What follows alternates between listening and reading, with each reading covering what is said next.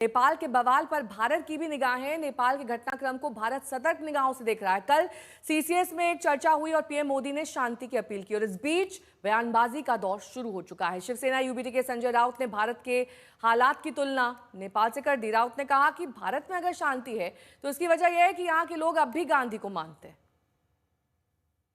यहाँ से पूरा पैसा विदेश में जा रहा है।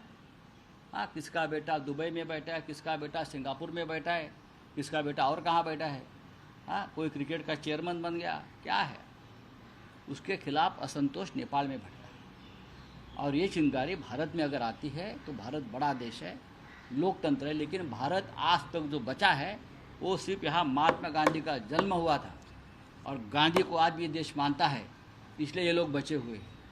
आप गांधी को कितने भी गाली दीजिए मोदी जी, लेकिन आप जो बचे हैं ना, आपकी सरकार, वो सिर्फ गांधी विचार की वजह से बची है। संजय राउत अफवाह फैलाने में माहिर हैं। उन्हें मालूम नहीं है कि भारत में लोकतंत्र की जड़ें बहुत मजबूत हैं और भारत का सौभाग्य है कि एक ऐसा नेता, देश का नेता है जो हर जनरेशन के लोगों को पसंद है, उनकी पहली पसंद है, इसीलिए लगातार तीसरी बार जीत कर आए हैं।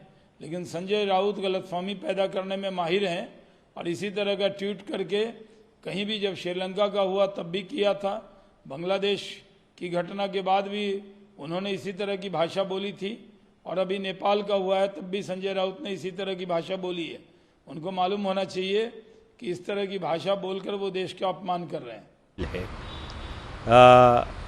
ये कोई अचानक हुई घटना नहीं, इसकी गहराई में जाने की बहुत ज़रूरत है। चाहे बांग्लादेश हो, चाहे नेपाल हो, चाहे दक्षिण एशिया के बाकी मुल्क हों, वहाँ पे आर्थिक चुनौतियाँ बड़ी गंभीर हैं।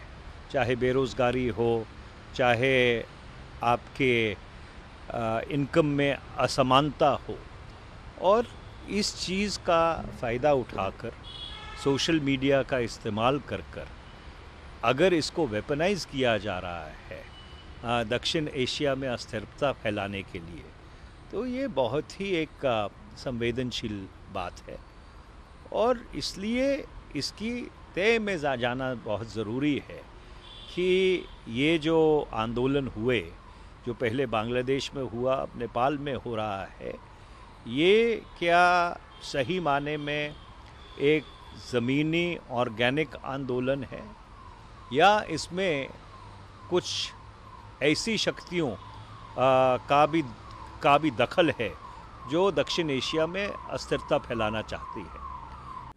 हमारे तमाम पर्यटक यूं ही घूमने जाते हैं, पशुपतिनाथ के दर्शन करने जाते हैं परंपरागत रूप से, तो हजारों ऐसे लोग भी वहाँ फंसे हुए हैं।